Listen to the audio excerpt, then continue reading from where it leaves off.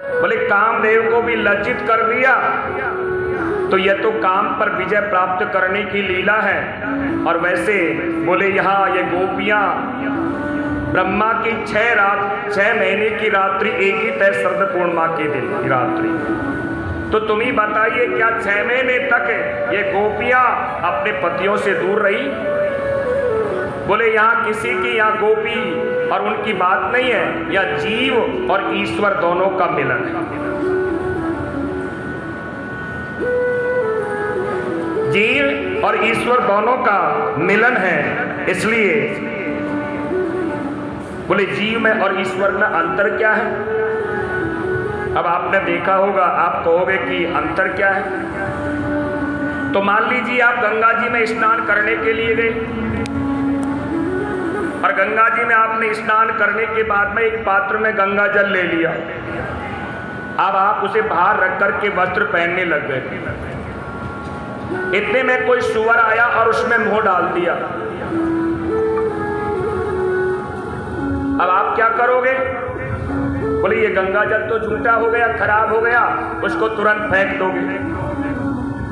लेकिन उसी गंगा जल में बहते हुए गंगा महारानी में यदि वो सुअर साबत का साबत बह करके चले जाए तो कभी वो अपवित्र नहीं होता। पात्र में थोड़ा है अपवित्र हो गया, लेकिन वो साबुत सुअर उसमें बह करके चले जाएगा तो अपवित्र आप नहीं बता सकते। तो यही जीव और ईश्वर में अंतर है। और जीव प्रकृति के वश में रहता है और प्रकृति ईश्वर के वश में रहती है।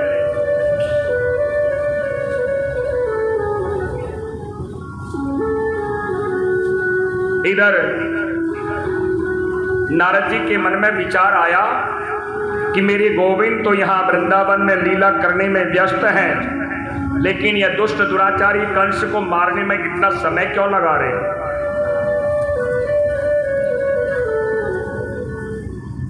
तो नारद जी ने क्या किया? बोले मुझे ही कुछ करना पड़ेगा। अब नारद जी नारायण नारायण करते हुए कहाँ पहुंच गए? मथुरा में कंस के पास में। कंस ने जैसे ही नारद जी को देखा और देख करके बड़ा आदर स्वागत किया। नारद जी ने कहा, अरे कंस राजन, बोले पहले यह बताओ कि तुम कृष्ण और बलराम को कब मार रहे हो? बोले महाराज क्या बताएं, कृष्ण और बलराम को मारने के लिए जिसको भी भेजते हैं वो स्वामी जाकर के मर जाता है। बोले नहीं राजन, हम कुछ नहीं सुनना चाहते। बोले हम तो यह देखना चाहते हैं कि परसों ही कृष्ण और बलराम की तुम्हारे हाथों से मृत्यु होनी चाहिए। तो महाराज मरेंगे कैसे? बोले एक काम करो ना, तुम्हारे पास में शिव जी का दिया हुआ धनुष है और तुम धनुष यज्ञ का मेले का प्रयोजन करो, और उस प्रयोजन में तुम कृष्ण और बलराम को धनुष यज्ञ देखने का बहाना करके बुलाना और धोखे से दोनों का काम तमाम कर देना। अब नारद जी तो यह बात कह करके अब इतना ही काफी था, वहां से चल दिए। चल करके कहाँ आ गए? मेरे गोविंद कृष्ण और बलराम उस समय गाय चरा करके लौट रहे थे। तो जैसे ही नारद जी को देखा, नारद जी ने भगवान को देखते ही प्रणाम किया। कहा गोविंद आप उस दुष्ट दुराचारी को मारने में इतना समय क्यों लगा रहे हैं? और मैं कुछ नहीं चाहता गोविंद। बोलो परसों तुम्हारे हाथों से मैं उस कंस की मृत्यु देखना चाहता। मेरे प्रभु मुस्कुरा गए। क्यों जी नारद जी? बोले माँ कंस से क्या कह करके आए और हमसे क्या कह रहे हो? तारीख दोनों की एक है, परसों है। वहां तो कह दिया कि कृष्ण बलराम को मारो और यहाँ कह रहे कि कंस को मार दो। नारद जी हाथ जोड़ करके बोले महाराज जिसमें सबकी भलाई होती है मैं तो वही करता हूं। इधर कंस ने अपनी सभा बुलाई और उसमें क्या किया? अक्रूर जी को बुलाया और अक्रूर जी को बुला करके कहा कि तुम कृष्ण और बलराम को मेला दिखाने के बहाने लेकर के आओ।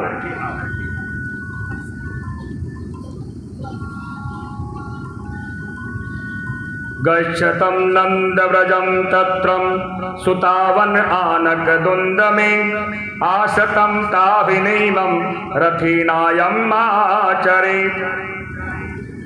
कि अक्रूर जी आपको वृंदावन में जाना है और वहां मेले का बहाना, देखने का बहाना, मेले का बहाना लेकर के कृष्ण और बलराम को लेकर के आना है।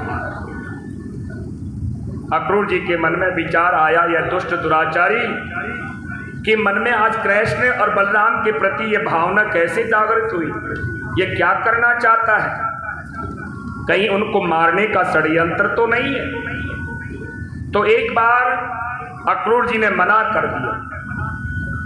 कंस ने कहा, देखो अक्रूर जी, यदि हमारे कहे हुए आदेश का पालन नहीं करोगे तो हम, आपको पता है हम क्या करते हैं, आपको हमारे आदेश का पालन करना पड़ेगा, नहीं तो हम आपका प्राणांत कर देंगे, यानी मार देंगे। अक्रूर जी मन में सोच रहे हैं, दुष्ट दुराचारी के हाथों से मरना कि भलाई तो बोले हम कृष्ण बलराम को लेने के लिए चले जाते हैं, और वैसे भी हमने सुना है कि वो तो स्वयं ईश्वर है, उनका क्या बाल बांका कर सकता है। तो अक्रूर जी कृष्ण और बलराम दोनों भाइयों को लेने के लिए मथुरा से वृंदावन की ओर आए। रथ सजा हुआ है, रथ में, रथ के घोड़े जुते हुए हैं और रथ में अक्रूर जी बैठे। और अक्रूर जी जब रथ में बैठे तो उनका ध्यान लग गया, कहाँ, मन में सोच रहे कि कृष्ण और बलराम, कृष्ण पूर्ण ब्रह्म ईश्वर है और आज पूर्ण ब्रह्म ईश्वर का दर्शन करने का मुझे शुभ अवसर प्राप्त होगा। कह रहे कि जैसे ही कृष्ण मन में सोच रहे हैं कि कृष्ण और बलराम दोनों भाई मुझे देखेंगे तो देखते ही दूर से दौड़ पड़ेंगे, काका जी आगे, काका जी आगे, मन में सोचते हुए अब उनकी ध्यान लग गया। कहते हैं सुबह चले रथ में बैठ करके, अब आप लगाइए मथुरा से वृंदावन में जाने में कितना समय लगता होगा, खूब से खूब 1 घंटा या आधा घंटा। लेकिन अक्रूर जी का तो ध्यान लग गया और रथ में जुटे हुए घोड़े क्या करें, कहीं तो हरी हरी घास चल रहे, कहीं सरोवर में पानी पी रहे, और चलते चलते सायं काल की बेला हो गई। उसी समय कहते हैं जहां से वृंदावन की सीमा प्रारंभ होती है वहीं अक्रूर जी उतर गई रथ से। इधर से कृष्ण और बलराम दोनों भाई गाय चरा करके लौट करके आ रहे हैं,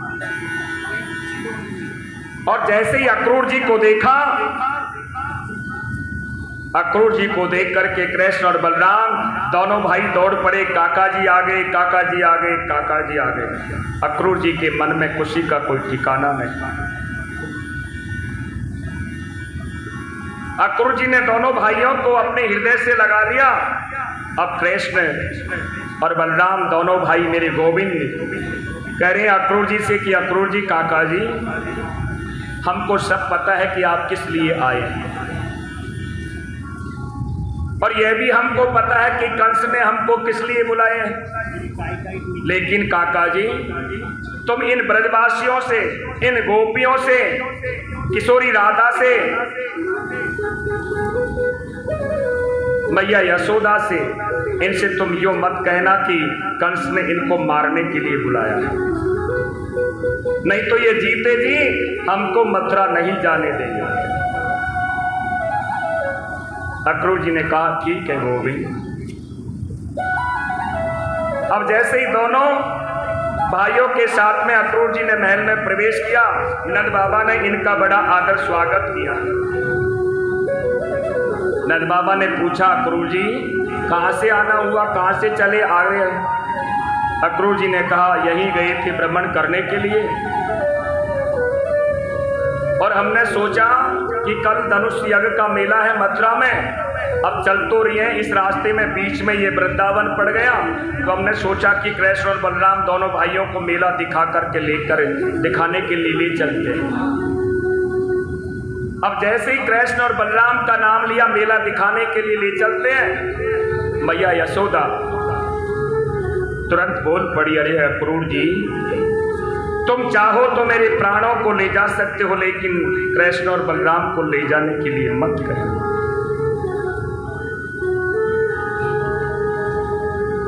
सुखदेव स्वामी कह रहे, राजा परीक्षित, मेरे गोविंद लीला करने में बड़े चतुर हैं। कृष्ण और बलराम दोनों भाई मचल गए, अरे मैया तू हमें कहीं बाहर जाने ना दे, हमको बाहर तो जाने के लिए अनुमति तो दे। नंद बाबा ने मैया यशोदा को समझाया, देवी अब ये बालक बड़े हो रहे हैं, अब ये घर से बाहर तो निकलेंगे, और एक काम करता हूं, मैं इनके साथ में चले जाता हूं और धनुष यज्ञ का मेला दिखाकर वापस लौट करके इनको लेकर के आ जाऊंगा। अब नंद बाबा, अक्रूर जी सब सो गए। मैया यशोदा खम्भे से अपना सिर लगा करके रो रही है।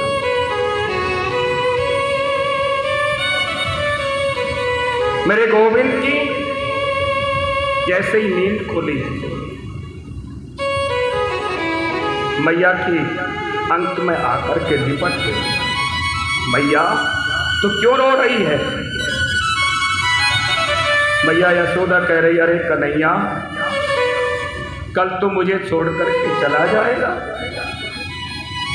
अरे मैया तो कितनी भोली है, तेरी सौगन खा करके कह रहा हूं कि मैं परसों लौट करके आ जाऊंगा।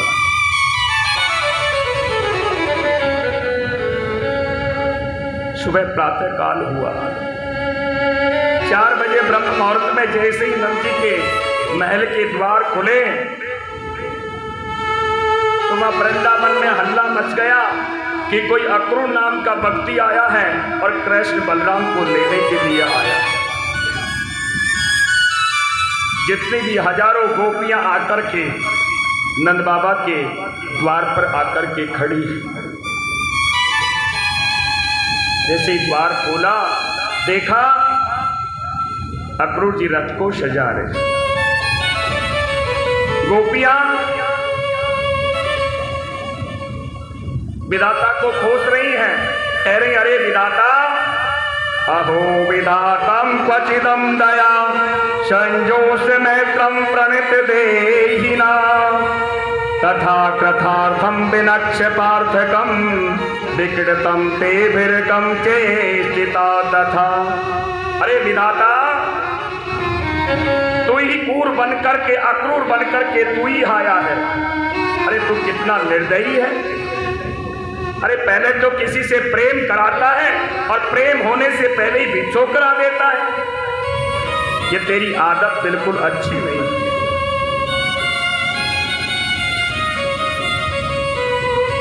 अरे पहले तो किसी से प्रेम कराता है और प्रेम होने से पहले भिक्षो करा देता है। अरे विधाता, ये तुम्हारी जो आदत है ना, ये बिल्कुल अच्छी नहीं। गोपियों को लग रहा है कि स्वयं विधाता ही अक्रूर के रूप में आया है कृष्ण को लेने के लिए। अब जैसे ही कृष्ण और बलराम दोनों भाई जैसे ही रथ में बैठने लगे, किशोरी राधा, वो गोपियां, कहा, गोविंद ये तुमने कैसे सोच लिया कि हमको छोड़ करके तुम मथुरा चले जाओगे? और यदि तुम्हें मथुरा जाना है तो ये रथ का पहिया हमारे ऊपर से तुम्हें गुजारना पड़ेगा।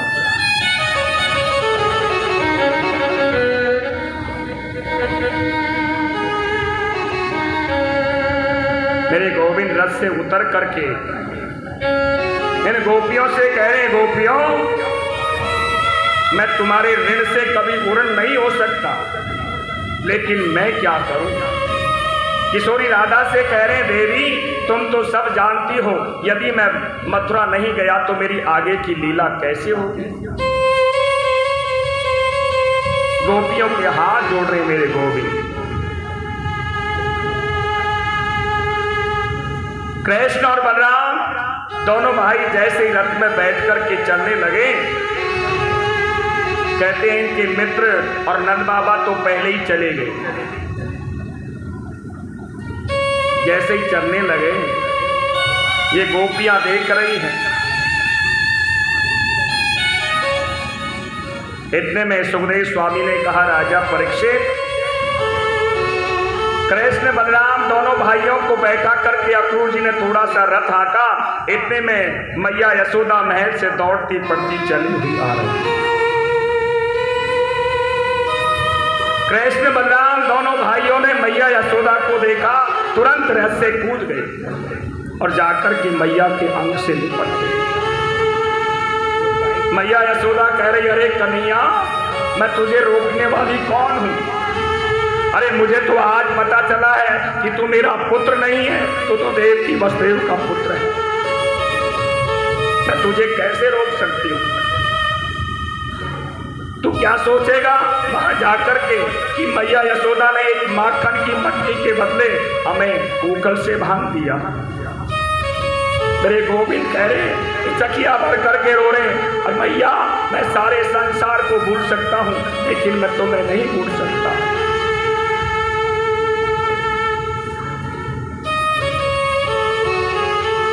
मेरे गोविंद रथ में बैठ करके चले गए। गोपियां खड़ी खड़ी देख रही हैं, मन में सोच रही हैं, जब इनके बिगड़ हमको, जब इनकी इतनी याद आ रही है, तो क्या हमको छोड़ करके जा सकते हैं? इन ब्रजवासियों को रोता हुआ, किशोरी राधा को, गोपियों को रोते हुए देख करके अक्रूर जी का हृदय भी विदीर्ण हो गया कि मैंने ये क्या कर दिया। कई कंस दुष्ट ने इनको मार दिया, तो ये ब्रजवासी, ये गोपियां जीवित नहीं रह सकते। अक्रूर जी रथ को थोड़ी दूर ले जा करके यमुना के किनारे ले जा करके खड़ा किया, और यमुना जी में जैसे ही गोता लगाया,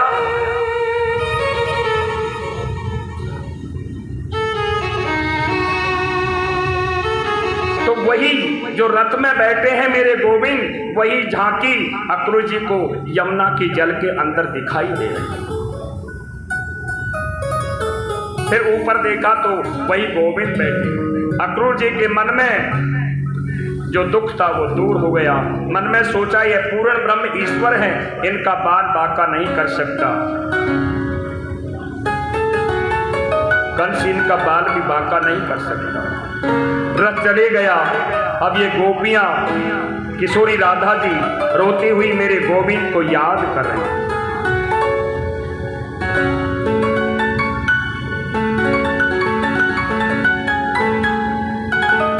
गोपियां कह रही हैं, किशोरी राधा जी भी कह रही हैं, तेरी बाट निहारे राधा सांवरिया, आजा रे आजा, तेरी बाट निहारे राधा सांवरिया, आजा रे आजा, तेरी बाट निहारे राधा सांवरिया, आजा रे आजा, तेरी बाट निहारे राधा सांवरिया, आजा रे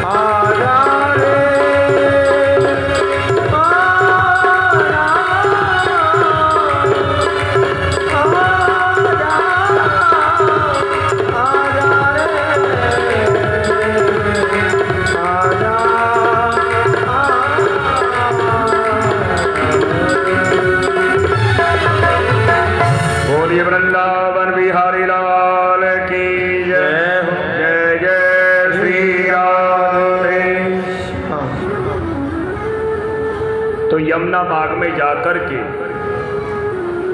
कृष्ण के मित्र और नंद बाबा तो पहले ही जाकर के रुके हुए हैं। इधर कृष्ण और बलराम को अक्रूर जी ने यमुना बाग में ले जा करके रथ को खड़ा किया। कहा, गोविंद, जो आपको ये महल मन दिखाई दे रहे हैं, जो अटारियां दिखाई दे रही हैं, उनके बीच में मेरी भी एक अटारी है।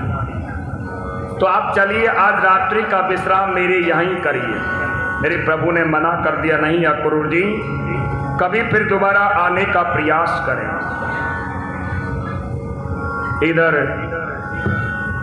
मेरे गोविंद ने इन्हें ब्रजवासी जो गोविंद के सखा हैं, उन्होंने कहा, भैया कन्हैया, ये मथुरा नगरी में जगह जगह तोरण द्वार बड़े सज रहे हैं,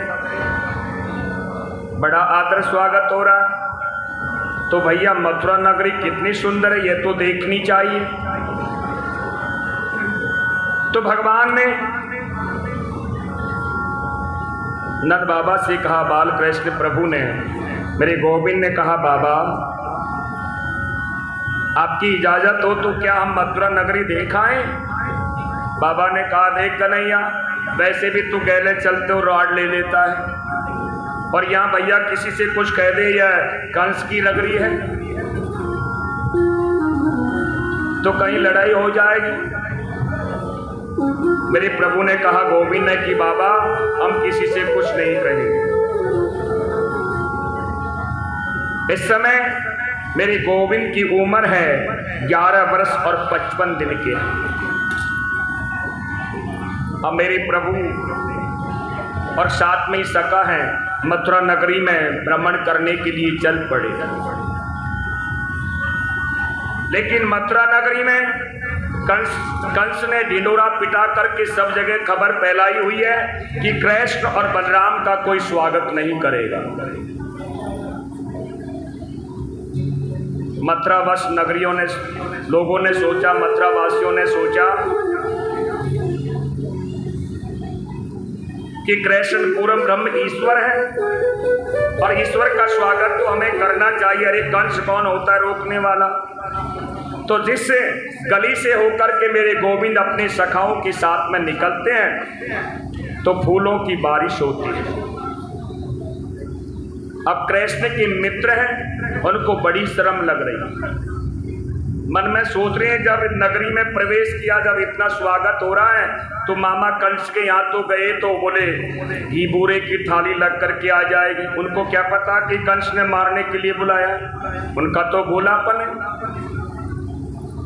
कृष्ण के एक मित्र ने कहा, भैया कन्हैया एक बात कहूं?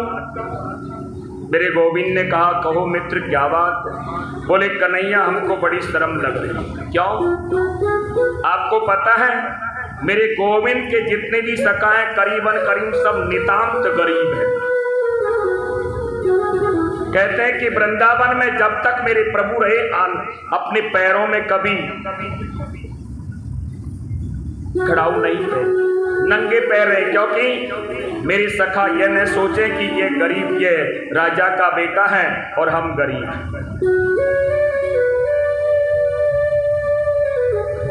तो सखाओं ने कहा, कन्हैया हमको बड़ी शर्म लग रही है। क्यों? अरे भैया हमारे पास में तो वस्त्र ही ना है। तो चलो मित्र, हम तुम्हारी वस्त्रों की व्यवस्था करते। तो मेरे गोविंद अपने सखाओं को लेकर के कहाँ पहुंच गए? धोबी के पास में। अब धोबी घाट पर पहुंच गए, धोबी को देख करके कहा, मामा जी राम राम। धोबी कुछ नहीं बोला। फिर कहा, मामा जी राम राम। धोबी को आवेश आ गया, क्रोध में आया। अरे तुम कहां से चले आए कुंवारे? बोले, मामा जी हम तो आपसे राम राम करें, आप क्रोध कर रहे हैं। अरे मामा जी हम चाहते हैं कि जो तुम ये वस्त्र है ना राजा कंस के, ये वस्त्र हमारे मित्रों को दे दो तो पहन लेंगे। धोबी ने कहा, अरे सारे जीवन भर गाय चराई, पोखर का पानी पिया और राजा कंस के कपड़े पहनेगा? अरे जो राजा कंस को जो काम करना है वो काम मैं आज ही कर दूंगा। अब वो नन्हा सा सखा जो कृष्ण का हर समय अंगुली पकड़ करके चलता, उसे क्रोध आ गया। बोले भैया कन्हैया, होगी सो दिखी जाएगी, आज ये पूतने वाले हाथ इसे धोबी को भी बता दे। बड़ा बोल रहा है धोबी, अरे पीछे हम है ना। भगवान कह रहे मित्र बस यही काफी है। तो जैसे ही धीरे से धोबी के हाथ लगाया, थप्पड़ लगाया और धोबी का सिर दर से अलग हो गया। जितने भी धोबी घाट पर धोबी हैं वो सब छोड़ करके चले, भाग गए। बोले भैया पूतने मारने वालों आ गए, सक्तासुर मारने वालों आ गए। अब कृष्ण के सब सखाओं ने वस्त्र धारण कर लिया। अब आप लगाओ कंस कितना बड़ा राजा, वो तो राक्षस है, बहुत लंबा है। अब उसके वस्त्र कितने बड़े होंगे। अब ये सखा, जब कृष्ण 11 वर्ष 55 दिन का है तो सखा भी इतने दिन के हैं।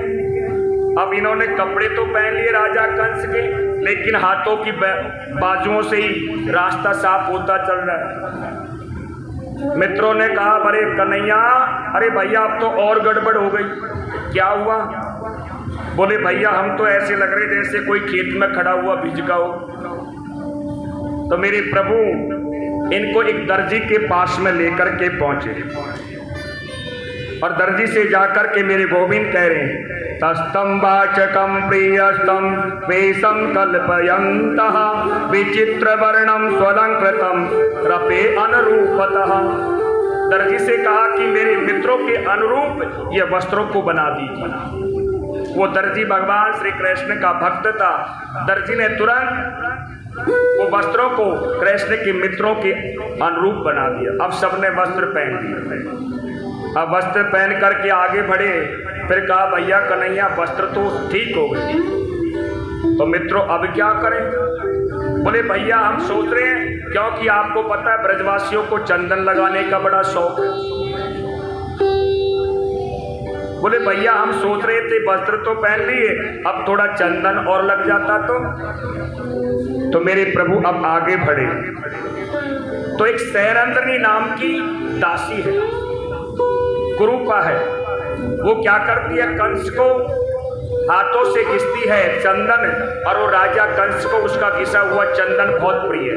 अब वह चंदन का कटोरा लेकर के रास्ते से सामने से आ रही थी। तो मेरे प्रभु ने उसको देख करके कहा का त्वं करोतं हनुलेपं कश्यं का कथं साधुनं देहनं गणं लपेतं श्रीयतं न चरात् भवेशति। अरे सुंदरी जी कहाँ जा रही हो ये चंदन का कटोरा लेकर के? अब वो कुब्जा 3 जगह से टेढ़ी, मुंह भी कुरूप।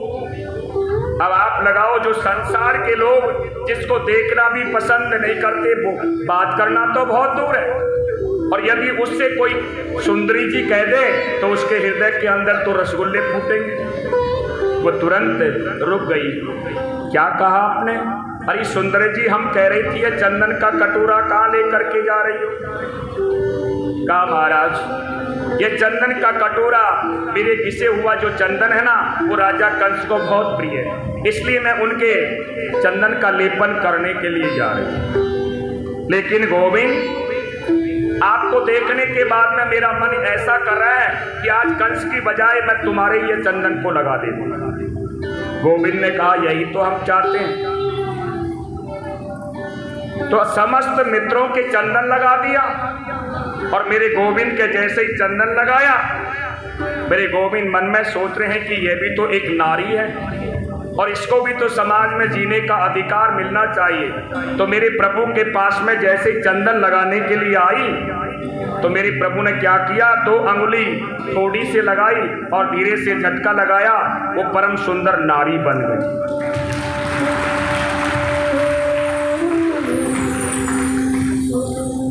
कुब्जा ने कहा गोविंद आप मेरे घर चलिए। भगवान ने मना कर दिया, नहीं देवी अब हम आपके घर नहीं चल सकते, कभी आने का प्रयास करें, क्योंकि जिस पर मेरे गोविंद कृपा कर दे। कर्णम वामनम सलिलमृतं सजम कृष्णं निमेषं पश्यतां ननामृकं प्रवचन्तमद्दतु यक्षदण्डं मरिक्रूकमः।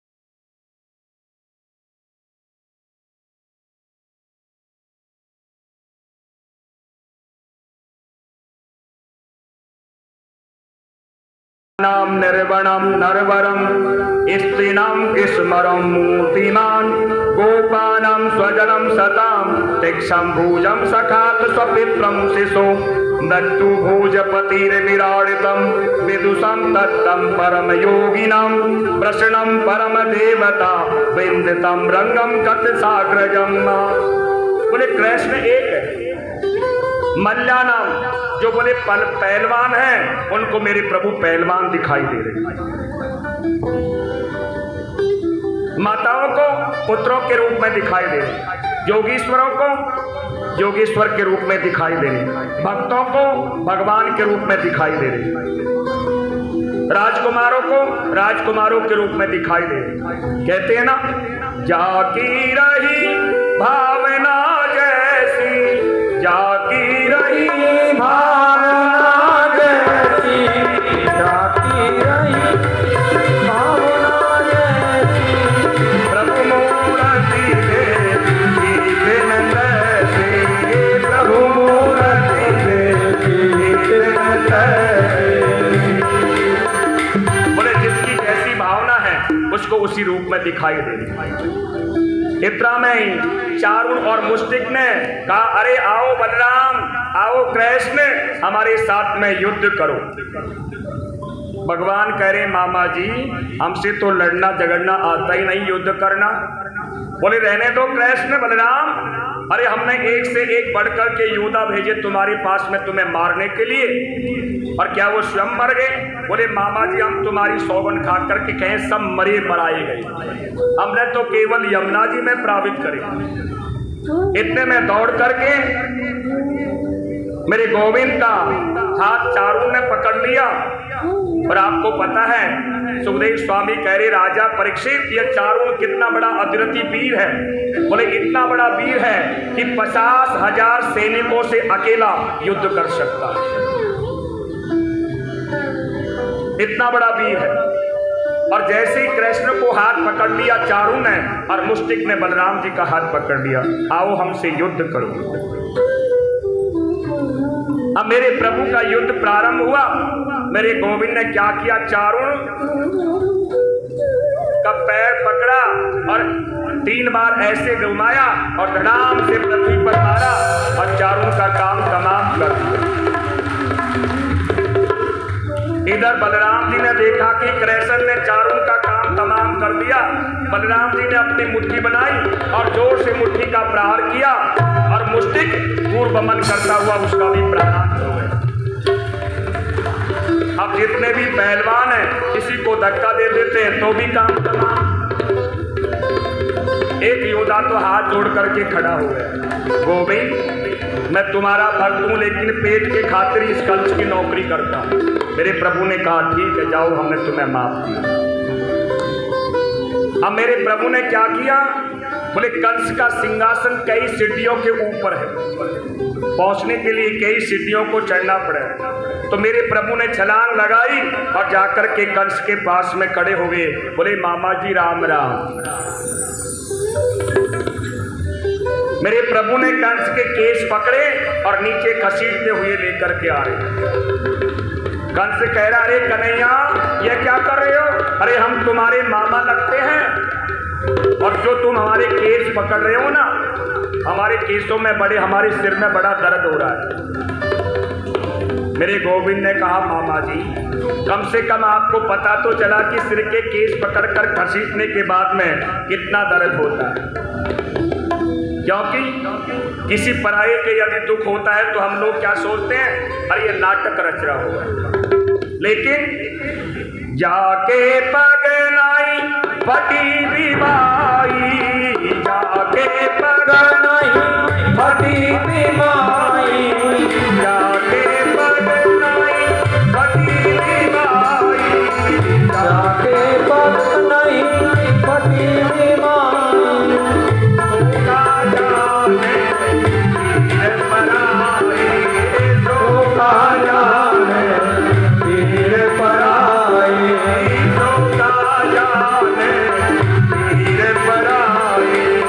तो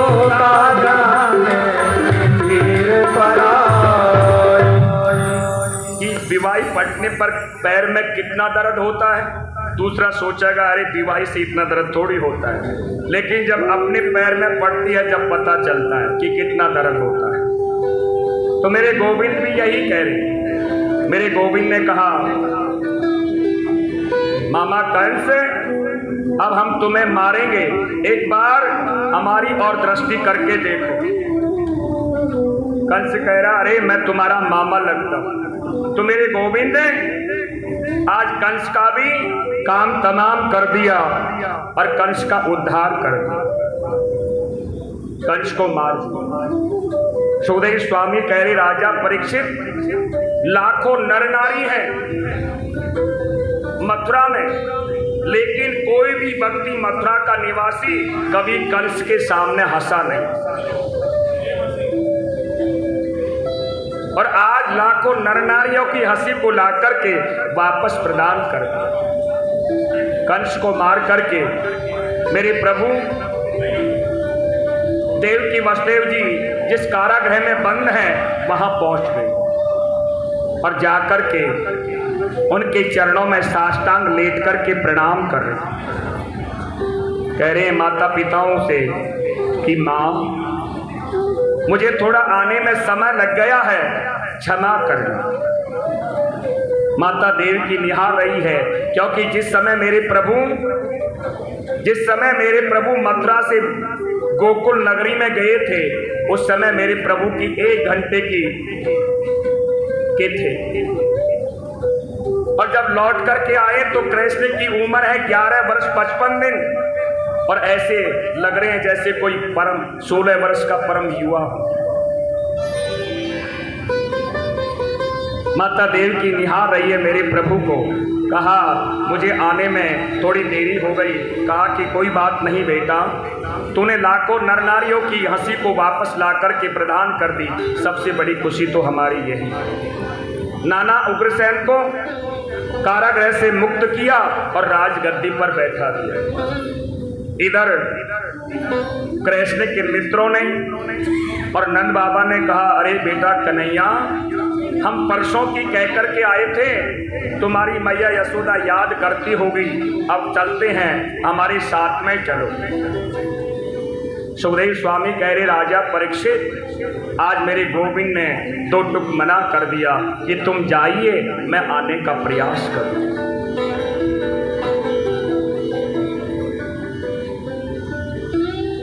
सुखदेव स्वामी कह रहे राजन, जिस समय मेरे प्रभु ने उनसे मना किया उस समय तुम देखो कि उनके हृदय पर क्या बीती हो। जो कृष्ण के मित्र हैं, 24 घंटे जिसके साथ में रहते हैं, उन्होंने कहा हाथ जोड़ करके मित्र कह रहे अरे कन्हैया, अरे भैया हमसे कोई अपराध हो गए जो आप हमारे साथ में नहीं चल रहे। मेरे गोविंद ने कहा मित्रों, अरे तुम मेरे मित्र हो और एक मित्र को दूसरे मित्र की सहायता करनी चाहिए। तुम जाओ और मैं आने का प्रयास करूंगा। अब ये वापस लौट करके आ गए वृंदावन। इधर मेरे प्रभु का जनेऊ संस्कार भी नहीं हुआ है। अब मेरे प्रभु का जनेऊ संस्कार हो रहा है, लेकिन किसका जनेऊ संस्कार? मेरे प्रभु को तो मैया यशोदा की, उन गोपियों की, किशोरी राधा की रह रह करके याद आ रही है। कृष्ण और बलराम दोनों भाइयों को गुरुकुल में पढ़ने के लिए भेज दिया। सांदीपनी मुनि के यहाँ गुरुकुल में पढ़ने के लिए भेज दिया और थोड़े ही समय में सारी विद्याओं को प्राप्त कर लिया। गुरुदेव से कहा गुरुवर, गुरु दक्षिणा में आपको क्या चाहिए? और वहीं सांदीपनी मुनि के यहाँ सुदामा जी से इनकी मित्रता होती। तो गुरु माता ने कहा हमें कुछ नहीं चाहिए, और यदि तुम गुरु दक्षिणा देना चाहते हो तो मेरे मरे हुए पत्रों को वापस ला करके प्रदान कर दो। मेरे गोविंद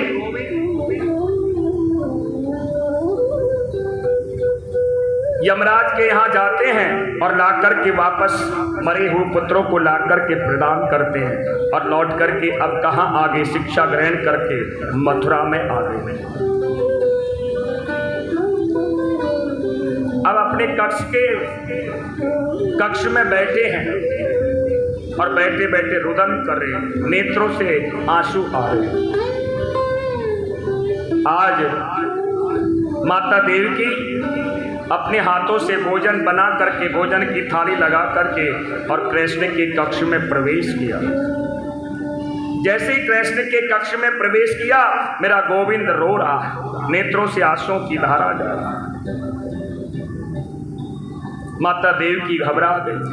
क्यों? क्योंकि माता देवकी ने पाल पोष करके उनको बड़ा नहीं किया। माता देवकी वो भोजन की थाली लेकर के वसुदेव जी के पास में आई। कहा, सुनो जी, क्या कृष्ण को यहाँ कोई तकलीफ है? अरे मैं भोजन की प्रथम बार भोजन की थाली लेकर के अपने हाथों से भोजन बना करके उसको खिलाने के लिए गई, लेकिन कृष्ण तो हमारा बैठा बैठा रुदन कर रहा है।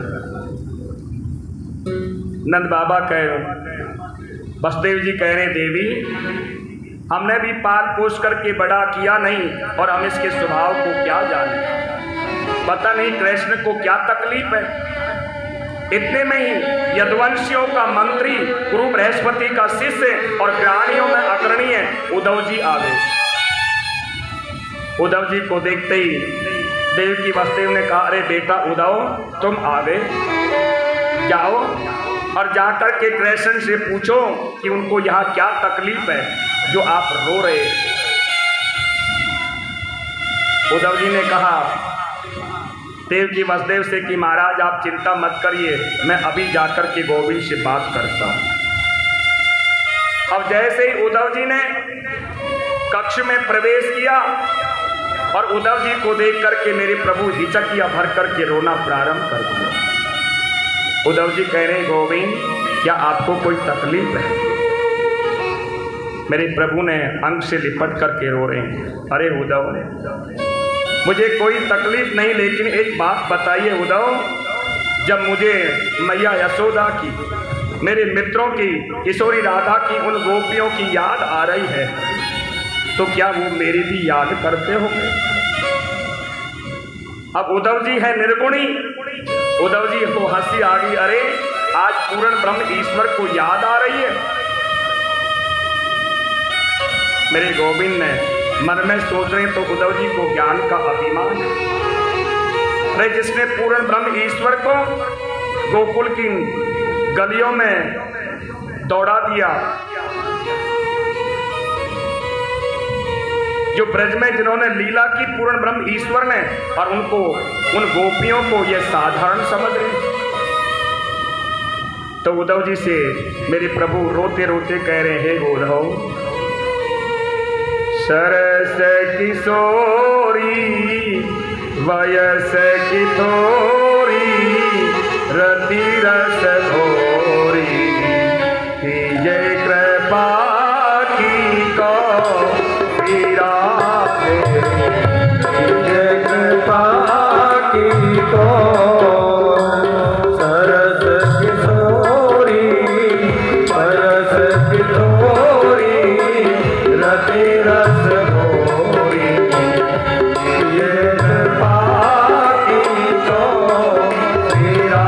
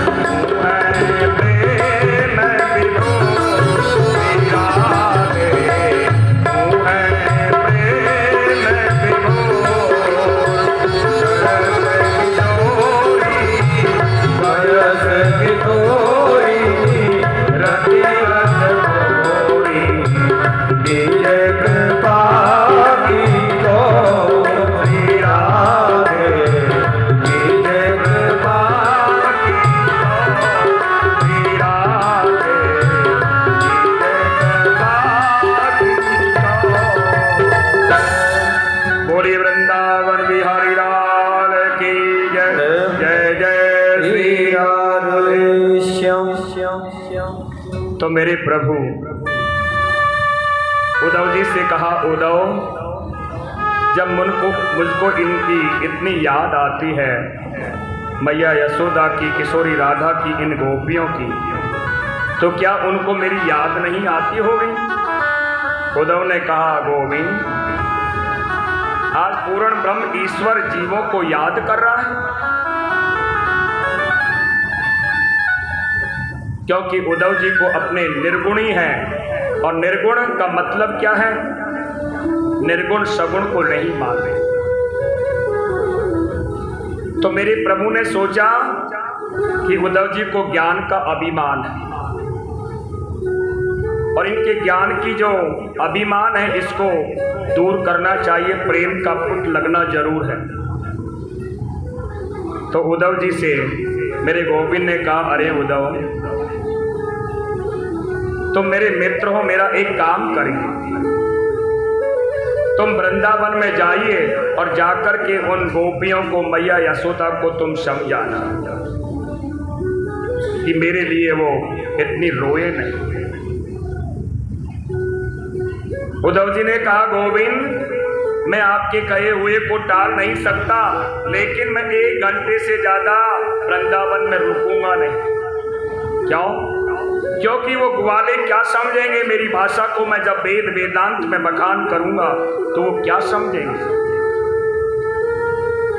भगवान कह रहे, उद्धव, कोई बात नहीं, सरल भाषा में समझाने का प्रयास करना। उद्धव जी से कहा, अरे उद्धव, मैं जिस रथ में बैठ करके आया हूं उस रथ में बैठ करके जाना, और मेरी ये काली कमली है इसको ओढ़ करके जाओ, क्योंकि मेरे सिवाय ये वृंदावन निवासी किसी से बात नहीं करेंगे। तो भगवान कृष्ण के रथ और उनकी काली कमली को धारण करके और वृंदावन की ओर प्रस्थान कर। उद्धव जी जैसे ही वृंदावन में प्रवेश किए, तो आपको पता है कि जिस दिन से मेरे गोविंद छोड़ करके गए वृंदावन को, तो वृंदावन के जो कृष्ण के सखा हैं वो क्या करते हैं? रोज सुबह मथुरा वाले मार्ग पर आकर के बैठ जाते हैं, सोचते हैं कि कन्हैया को याद आएगी, और याद आएगी तो जरूर आएगा, और आएगा तो सबसे पहले हम ही मिलेंगे। अब उनको कृष्ण का वो रथ दिखाई दे गया, वो ध्वजा दिखाई दे गई। अब ये दौड़े दौड़े सारे मित्र उस रथ के पास में चले गए। उद्धव जी रथ से उतर गए। कृष्ण के मित्रों ने देखा कि यह तो गोविंद नहीं है, कन्हैया नहीं है, यह तो कृष्ण का मित्र लगता है। कह रहे, वारे कन्हैया वाह, अरे वर्षों के बाद में याद आई, और याद आई तो अपना मित्र को भेज दिया। अब कोई उद्धव जी से बात नहीं कर रहा। उद्धव जी ने पूछा उन सखाओं से कि बताइए, मैया यशोदा नंद बाबा के महल का मार्ग किधर होकर के निकलेगा? देखिए, आप लोग हल्ला मत करिए। तो मैया यशोदा नंद बाबा के महल का मार्ग किधर होकर के निकलेगा? उन सखाओं ने कहा, अरे उद्धव, मैया यशोदा नंद बाबा के महल का मार्ग बताना तुम्हें जरूर नहीं है। क्यों? क्योंकि जो ये पनारा तुम्हें बहता हुआ दिखाई दे रहा है ना, जहां पनारे का अंत है वहीं मैया और नंद बाबा दोनों का, मैया यशोदा का महल है। आपको पता है उद्धव, जिस दिन से मेरे गोविंद वृंदावन को छोड़ करके गए हैं, उस दिन से मैया यशोदा की आंखों से इतने आंसू बहे हैं, इन गोपियों के नेत्रों से इतने आंसू बहे हैं कि वो सारे आंसू ही पनारे के रूप में परिणित हो गए। उद्धव जी की पहली ज्ञान की सिद्धि यही खिसक गई। आपको पता है वृंदावन का जल खारा क्यों है? ये इसीलिए खारा है क्योंकि आंसू हमेशा खारे होते हैं।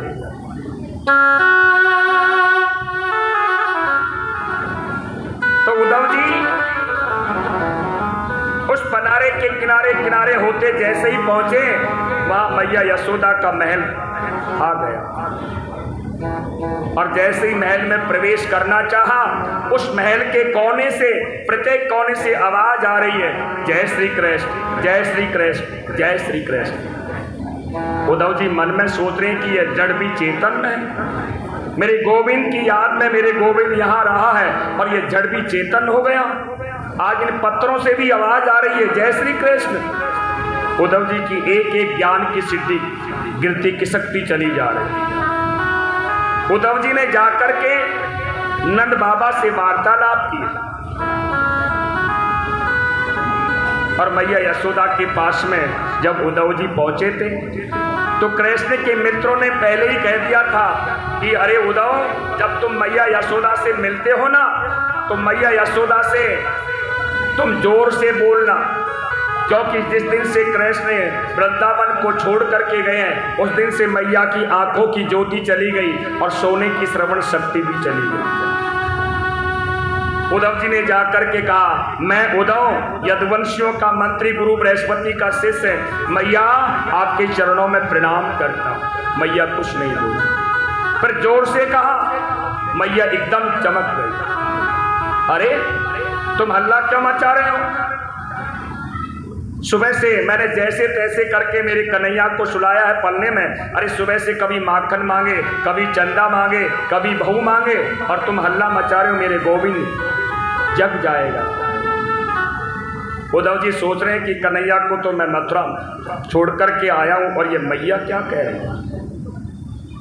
मैया यशोदा उस पलने के पास में उद्धव जी को ले जा करके पहुंचती है और जैसे ही पलने के पास में पहुंचती है और धड़ाम से पृथ्वी पर गिर जाती है। अरे उद्धव, मैं कैसी पगली हूं। अरे कन्हैया को गए तो वर्षों बीत गए, लेकिन ये मैं क्या करूं, ये वही पलना है। अरे उद्धव, तुझे पता है एक बार क्या हुआ? मैया यशोदा कह रही, अरे उद्धव, पता है तुझे एक बार क्या हुआ?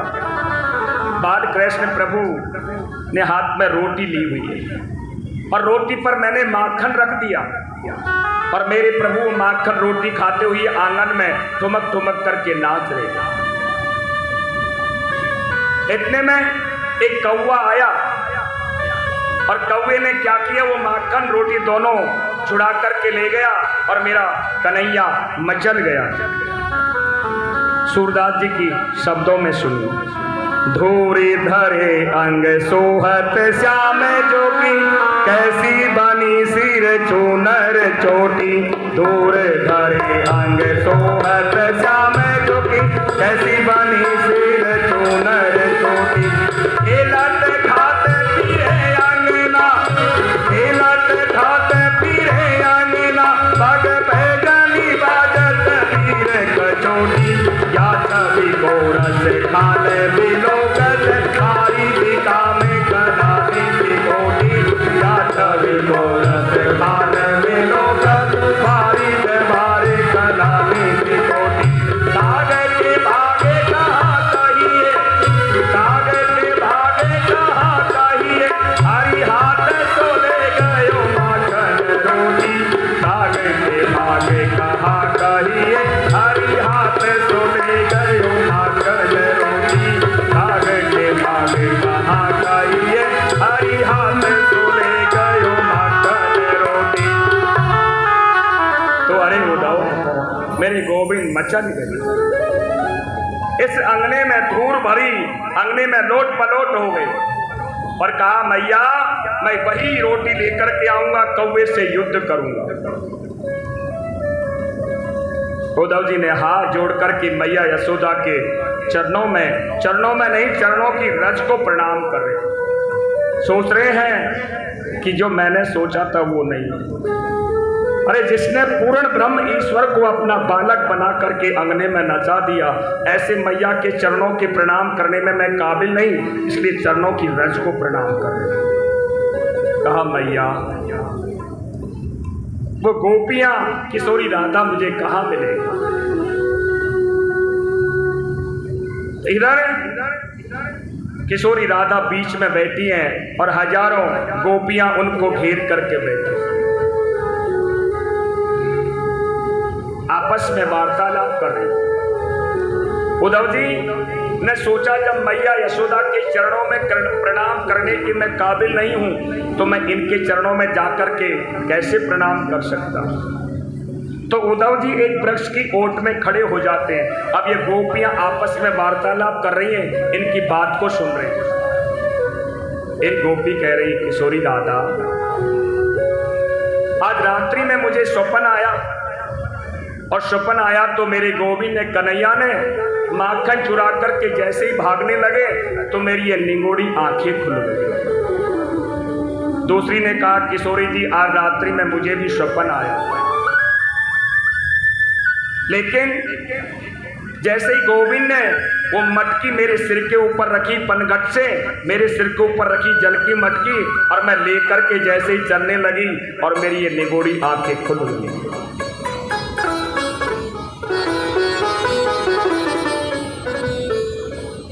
फिर गोपियों ने पूछा, किशोरी जी क्या आपको स्वप्न नहीं आता?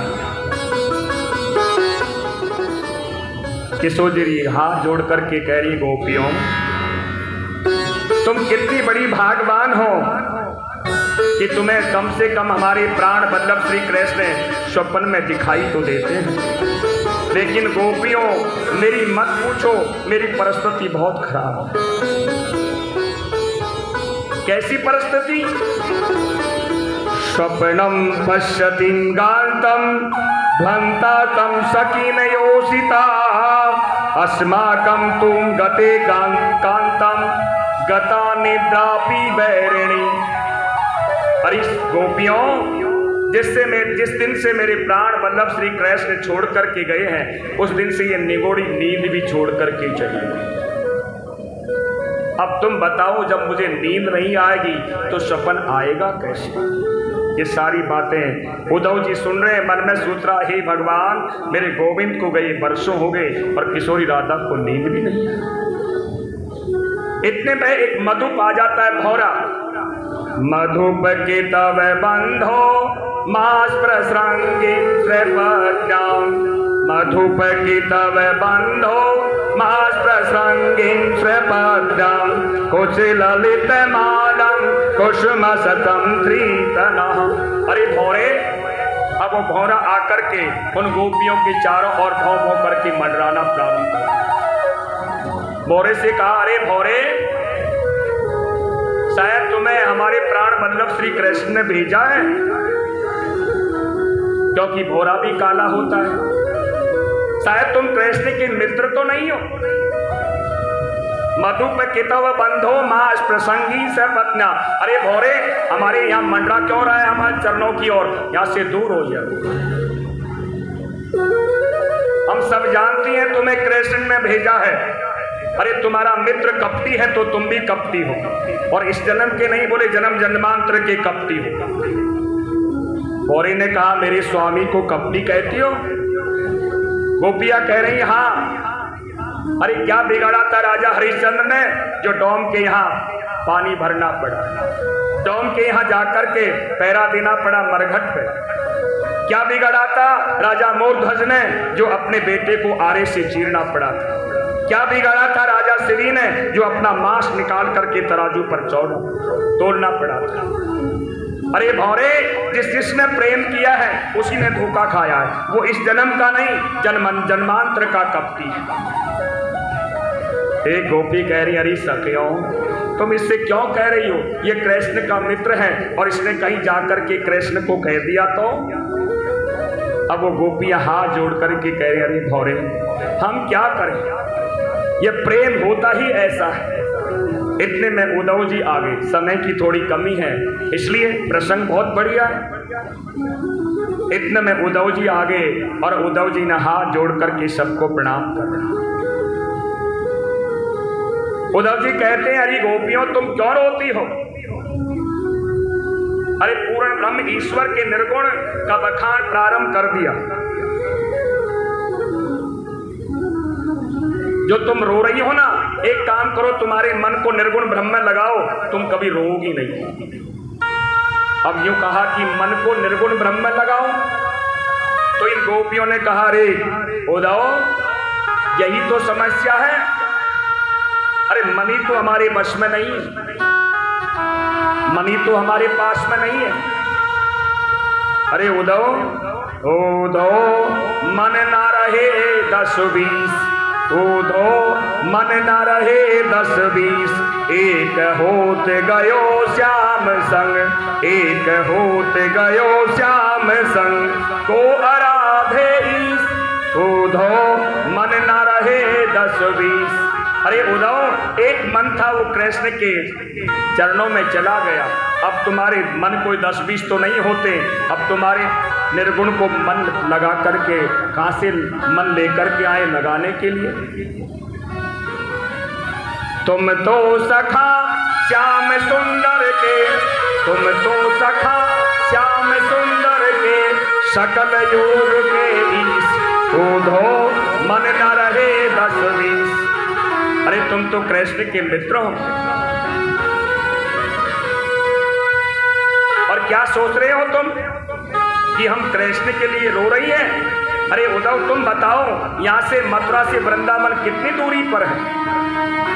अरे हम चाहे तो दिन में 3 बार मिलकर के आ सकती, लेकिन कृष्ण तन है, कृष्ण मन है, कृष्ण हमारा धन है। 8 याम उद्धव हमें कृष्ण से ही काम है, कि सब कुछ हमारा कृष्ण है, और सिवाय कृष्ण के अलावा हम किसी को नहीं जानते। और तुम कहते निर्गुण, तो बताइए निर्गुण और सगुण कहते किसको है? उद्धव जी को जो ज्ञान का अभिमान था, एक एक सिद्धि नीचे उतरती चली जा रही है। जिनको इन्होंने, उद्धव जी ने जिन गोपियों को गुवारा समझा, वो गोपियों ने उद्धव जी को ही धो दिया। अरे उद्धव, तुम तो भये भौरे पाती लेकर आए दौड़े, यहाँ योग कौन जाने, यहाँ रोम रोम में शाम है। संवाद बहुत बड़ा है, लेकिन समय हमारे पास में कम। तो उद्धव जी की जो ज्ञान का अभिमान था, बोले वो दूर हो गया।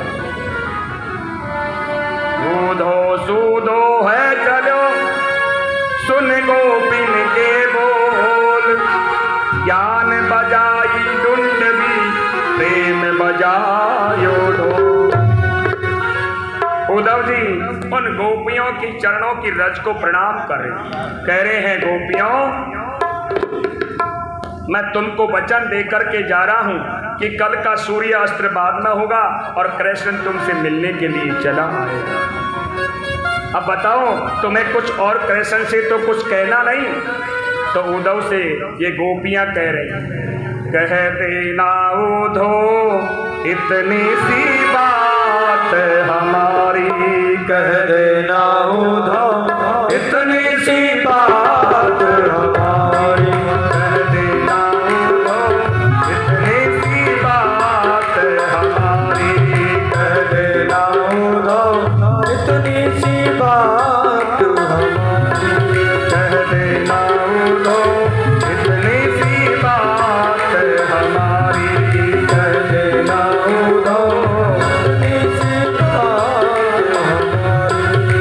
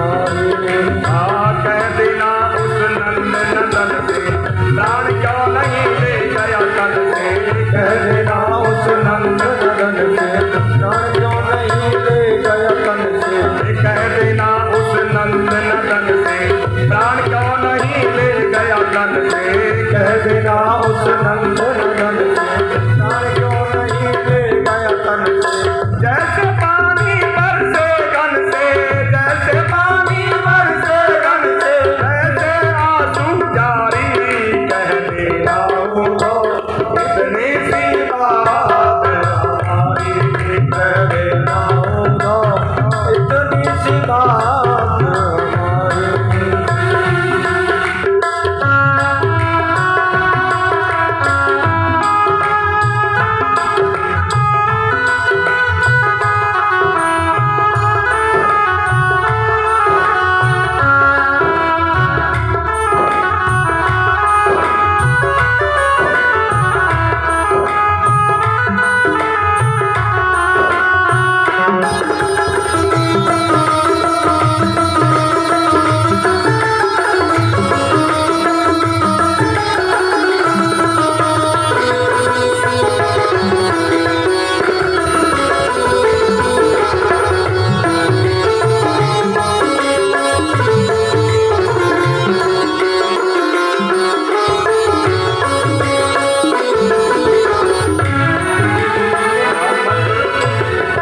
मथुरा में एक नई हवेली, खूब ज्यादा सी नई नवेली। मथुरा में एक नई नवेली, खूब ज्यादा सी नई नवेली।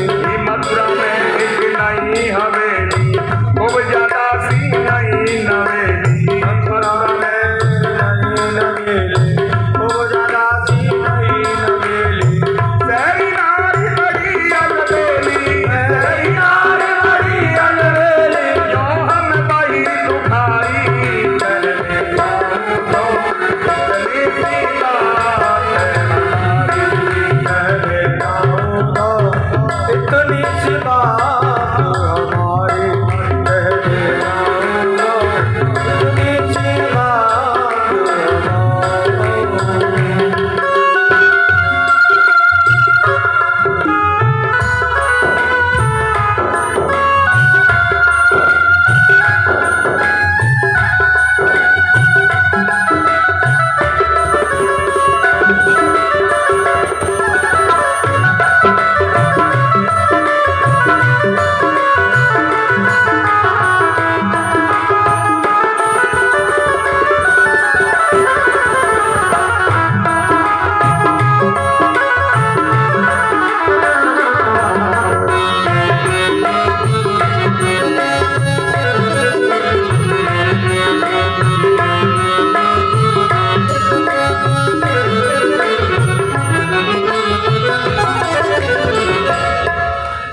लिख लिख हमको योग पढ़ाया, भूख दही बिन अग्नि काया। लिख लिख हमको योग बढ़ाया, भूख नहीं गए जितनी माया। लिख लिख हमको योग पढ़ाया, भूख दही बिन अग्नि काया। लिख लिख हमको योग पढ़ाया, भूख नहीं बिन अग्नि काया। क्यों नहीं हमको जहर पिलाया, क्यों नहीं हमको जहर पिलाया, क्यों नहीं भेजी कटारी कह देता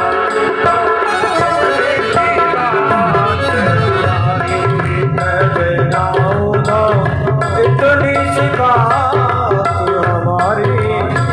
कहते जाऊं तो इतनी सी बात हमारी।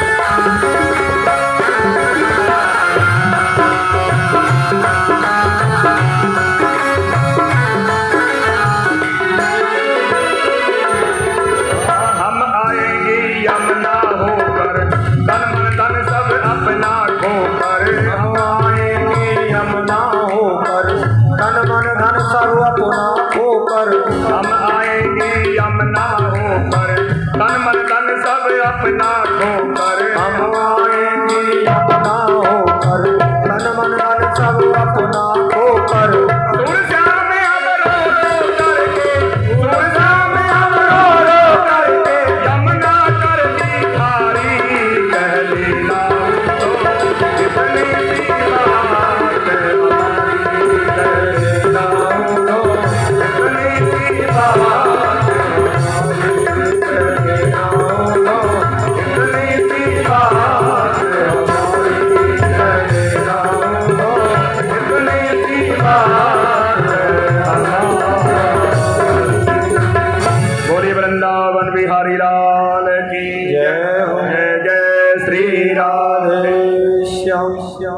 तो उद्धव जी लौट करके मेरे प्रभु के पास में आए।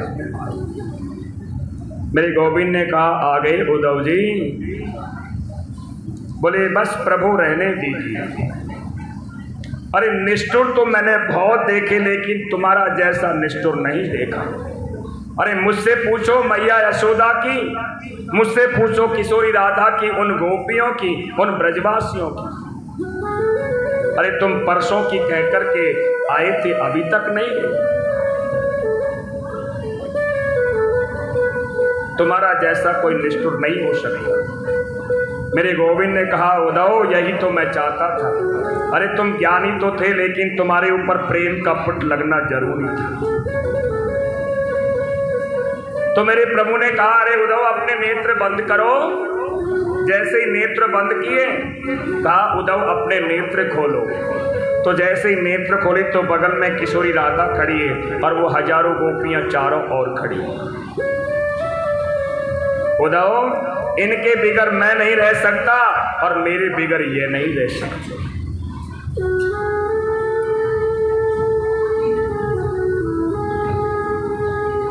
इधर मेरे प्रभु ने जब कंस का उद्धार कर दिया तो कंस की दो पत्नियां अस्ति और प्राप्ति, और ये दोनों अस्तिमानी है, प्राप्तिमानी होगा। कंस कहते अभिमान को। अस्ति प्राप्ति सकशम महितम वर्षवम मृते भरतम दुखार्तम इतम स प्रतिगहात्। तो ये दोनों किसकी पुत्री है? कंस की पत्नी। बोले जरासंध। अब जैसे ही पति की मृत्यु हुई और मथुरा का राजा भी उग्रसेन हो गए, तो ये अपने पिता के यहाँ चली गई। पिता ने मथुरा पर चढ़ाई करी, एक बार नहीं, दो बार नहीं, बोले 16 बार मथुरा पर चढ़ाई कर दी। बार बार कृष्ण से हारना पड़ता है, फिर चले जाते हैं। अब की बार जरासंध ने क्या किया?